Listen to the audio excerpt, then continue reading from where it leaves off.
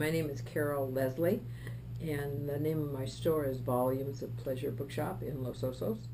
We have been a part of the community for 23 years, that we are very inclusive in the books that we carry, that we are ourselves are on a spiritual path, and so we have a very broad selection of spirituality, and including Western spirituality, Eastern spirituality, the new authors are writing, and the old timers that the new authors learned a lot from.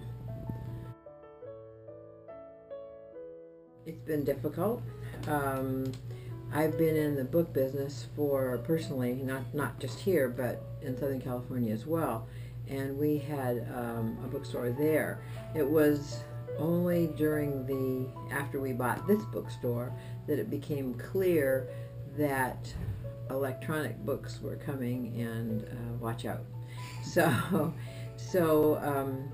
we determined that the visceral holding of a book, the turning of the pages, is way more important than some electronic thing staring back at you.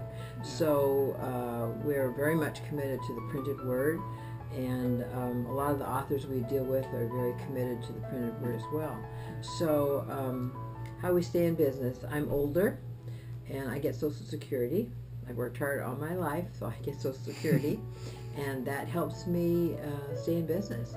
And everyone who works for me is like family, because they're willing to work for a pathetic amount of money because they love the store, they loved me, and they loved my partner Barbara. So we're a committed group. We don't need to be committed, but we're a committed group to the written word.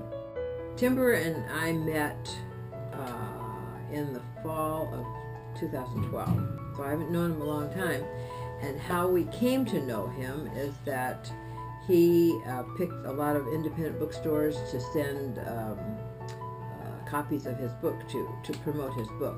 And it was a very thin paperback, and I don't have one to show you, but so I read it. I was reading parts of it to my life partner, who was critically ill in a rehab place, and she loved the book.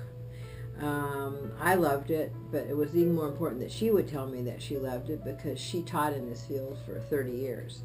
So she was a trance medium, she was a psychic, and she was incredibly well read in Eastern and Western spirituality. So when she said, "Oh, this is good," I knew it was really good. So after she passed, in August of last year, no, 2012, after she passed, I contacted him and said, we would like to do more to promote them. And at Barbara's memorial service, I gave each and every one of the people who attended a copy of his book. Wow. That's so cool. Yeah, it was a memorable occasion. And every year, this will be our 11th year, we sponsor a celebration of Chinese New Year.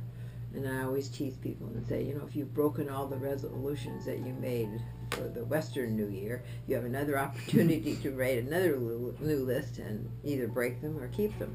So, as some of you know, each year is assigned an animal in the Chinese zodiac.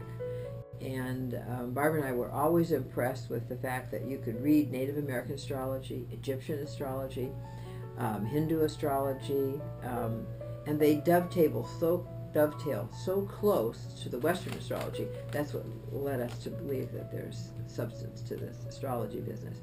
Anyway, every year we have a big celebration. We hire the Cal Poly Lion Dance team, and they come and do a performance in front of the store, and they come and bless the store and bless our community, and then they hang around afterwards to show the kids that there's a person inside and not to be frightened.